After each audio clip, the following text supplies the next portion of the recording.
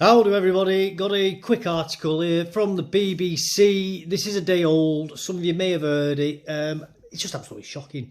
And now, there's been quite a lot of talk on the telly lately, obviously, with that alleged schizophrenic who committed triple murder and tried to murder 3 more people last year in Nottingham, and him only getting manslaughter charges. I mean, in theory, he could be out in 2 years. But that's obviously created a lot of talk about the death penalty. For those of you who watch my channel quite regularly, you'll know my opinions on the death penalty, which is I 100% support it. Absolutely, without a shadow of a doubt, with a person like that where there is no ambiguity whatsoever as to whether or not he has committed the crime, give him the noose. Same with the guys like the Lee Rigby killer or Ian Huntley, for example. Those sorts of people, kill them. If there's any doubt whatsoever, though, don't. Even if you're 99% certain that the person's done it, don't kill them. But when it's 100% certain, and we can say with 100% certainty in exceptional cases, absolutely kill them. And that may only amount to, say, one death penalty per year, let's say. But with certain people, absolutely. And I don't think we should be limiting it to murderers either. I do think mega nonces should also get killed. Like with the very famous Rotherham grooming gangs. Now, that's not to say every single man who's been sentenced for those crimes should face the death penalty, as some of them I can't be 100% certain that they have committed the crimes. But there are particular individuals within those crimes, such as the man who's not been deported yet. He should absolutely be facing the gallows, in my opinion. But anyway, on to this story. Man climbed through bedroom window of Sheffield home to assault girl 12. Now, I am going to say straight off, kill him. Nothing at all here, kill the guy. There is absolutely no reason this man should not be dead, in my opinion. At the very least, as part of his prison sentence, if people can't stomach him being executed, is this man should be flogged to within an inch of his life. And yes, I do genuinely believe that we should bring flogging back as well, especially for antisocial crimes where people don't necessarily need to get sent to prison. Maybe give them 10 lashes instead of giving them, say, 6 months to a year in prison. Like things like burglary, or like people who are engaged in frequent vandalism of property, slashing people's car tires, or drink driving but you haven't hit anybody but you've been pulled over by the police, let's say. I'm just throwing out some ideas. People may disagree with me on there, but I do think flogging would probably be a more effective punishment for those sort of more low-level crimes, rather than wasting time and money and destroying people's careers as well by sending them to prison. Because if you go to prison for 6 months, you could lose your home, you could lose your job, you could even ruin your marriage, your relationship with your kids. And what for if you've not hurt anybody? Maybe it is better with all sorts of people, just giving them 10 lashes instead and then sending them on the merry way to continue with their life, hopefully as a reformed person. So anyway, the 12-year-old girl thought she was having a nightmare when a stranger climbed through an upstairs window and sexually assaulted her as she slept. I mean, that's absolutely horrifying. I've got 4 kids myself.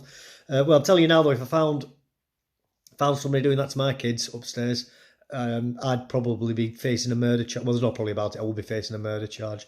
And for those of you who think that I may just be saying those words because it's easy to say it behind a screen like this, I'm a veteran of Iraq and Afghanistan, and I do train in 2 martial arts. So believe you me, if anybody does that to my kids, I'm not mincing my words. I literally mean I will kill them. And I'm not saying that as a threat. I'm not saying that as some sort of intimidatory process. I'm just stating that as a fact of what I'll do. I absolutely will not tolerate finding somebody in my children's bedroom doing that to them. And I'll say that to a jury as well, that I'm well with, and that I believe that was minimum force. It was only when detectives found fingerprints on the windowsill of his home in Darnell, Sheffield, they realised her ordeal had been real. I mean, they must feel like they failed their daughter so badly. That is just awful. The prints matched Bohuslav Horvarths, an absolutely wonderful British name right there, who admitted sexual assault by touching and burglary on 15th of May 2023.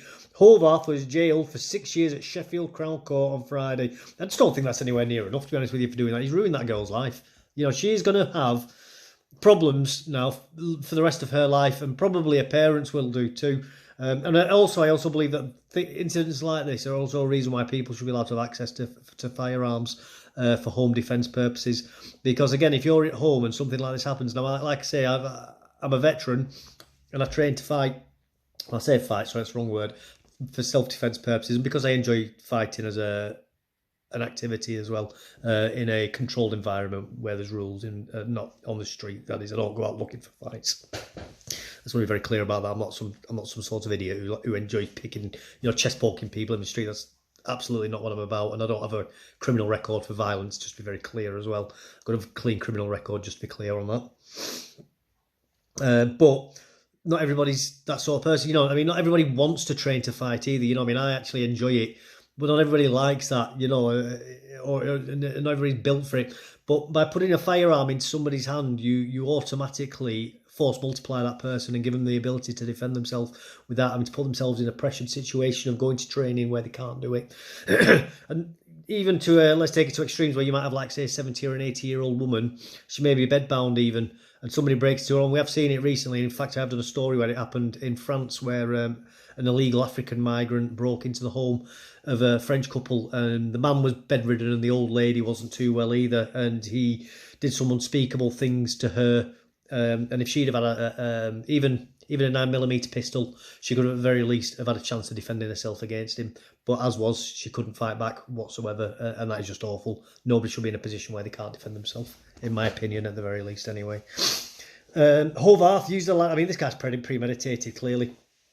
Horvarth used a ladder to climb through the upstairs window of the girl's home late at night, and then crept into the next bedroom where she was sleeping, South Yorkshire Police said. This is just absolutely disgusting. And this is one of those things as well. This story caught my eye with that. And I'm not saying that, like, people from my ethnic community don't commit these sorts of horrible crimes. They absolutely do. But it's the unique brazenness of going to a stranger's house with a ladder, climbing somebody's house, and then sexually assaulting somebody. That's very unusual for people born in Britain. And I don't just mean for the indigenous population, even for people who are born here. That's very un-British crime. It's like when you hear about suicide bombers. When you hear about a suicide bomber, you don't think, oh, I bet his name was John Smith, or or I don't know. I can't even think of an African name, some typical African name. It's not even that. It's going to be somebody with an Arabic sounding name. And I've only picked suicide bomber because it's quite an easy one for people to understand. Or if you hear about the police having to tackle somebody with schizophrenia in the street with a knife, attacking people, it's probably going to be Afro-Caribbean. There's certain crimes which typically, 9 times out of 10, it's going to be from a particular group of people. And it's with a crime like this, you just know, and I don't like saying this, I don't want to say it, but you just know it's not going to be a British person who's doing it. It's probably going to be an Eastern European who's doing this sort of thing. You just know it. As soon as you hear the name, it's like, yep, that's exactly the name I thought. And we've got to start accepting this as a fact, that certain crimes are very typical to certain groups of people. And as I say, it's not even people, and it's clearly not a genetic thing. It's like I say, it's not when people are born in Britain, they tend not to commit these sorts of more extreme crimes. It's people who've moved here from other countries. So it's more of a cultural thing, clearly. And we need to start being more honest about this in society, because it's bad for the people who are recently British, let's say, like say the grandparents moved to Britain or something like that. They must feel awful about this and feel like they're going to be tarred and feathered with the brush of the actions of these idiots. You know what I mean? So it's even more of a reason why I think we should be really harsh on these sorts of crimes as well. To protect, to protect our minority, law-abiding British people. When the victim woke up and found Horvarth assaulting her, he fled to another room and jumped out the open window. The girl and her family initially thought she'd had a nightmare, but when she continued to show signs of distress the following day, a report was made to the police. That's just absolutely awful. My God, the fact that I don't want to say didn't believe her, but the parents obviously sent her back to bed and thought, she's had a bad dream. Oh, I'm sorry about that. You've probably just seen the screen jump. I've just had to give myself 5 minutes because this story is just horrible. It's just really... Things like this with little kids, they really do upset me, I consider myself to be quite a tough person, to be honest with you, and some might would even call me heartless, but, when it comes to little kids like this and things happening to them, it really does upset me. And I'm not ashamed to admit that either, it's just something about kids and really old people as well getting abused. I absolutely hate that. That really angers me, that when, like, hearing about There's that lady in Wolverhampton recently who got assaulted by the 4 Nigerian care workers. That really, really angered me. That did. Just it's the worst sort of bullying that you can imagine. It's the same with like nonces involving kids. I mean, they're just the worst sorts of bullies and predators. And it's another reason why they really should be put down, in my opinion, because they're just disgusting. Not even, as far as I'm concerned, they're not humans. And I don't care if someone wants to accuse me of dehumanising them or, oh, that's just what the Nazis did. Yeah, you know what? The Nazis were monsters as well for what they did. They were predators, and so are these people who molest little children. Just disgusting subhumans. They should be put down. So anyway, I'll carry on with this. So after searching the house and finding no sign of the offender, they concluded it must have been a terrible dream. However, crime scene investigators discovered Horvarths' fingerprints on the bedroom windowsill and later found a ladder lying on the grass in the back garden. During an interview with police, Horvarths admitted using the ladder to climb into the house but denied the assault. Well, I doubt very much that a little girl's going to make up what's happened to her. She probably doesn't have the knowledge of even what it is that he's done, so he's pretty open and shut case in it, what's happened here, PC Busfield said the case is truly the stuff of nightmares, and I would like to commend the young victim and her family for their bravery and dignity during this investigation. I'm pleased Horvarths will be behind bars for many years to come, and hope this helps provide some closure to the young victim and her family. Well, it won't. She's going to be mentally traumatised for the rest of her life. This is going to be something that is going to affect her well into adulthood, and same with the family, it's just awful.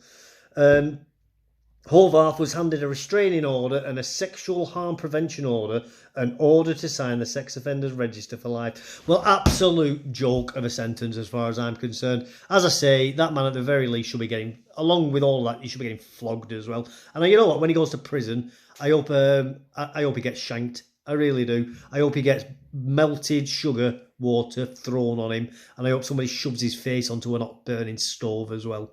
I don't care what anybody thinks about me thinking that. That's what he deserves. That's what people like that deserve. I hope they force him to eat dog muck and everything. Like, horrible, horrible human being. I just haven't got time for him.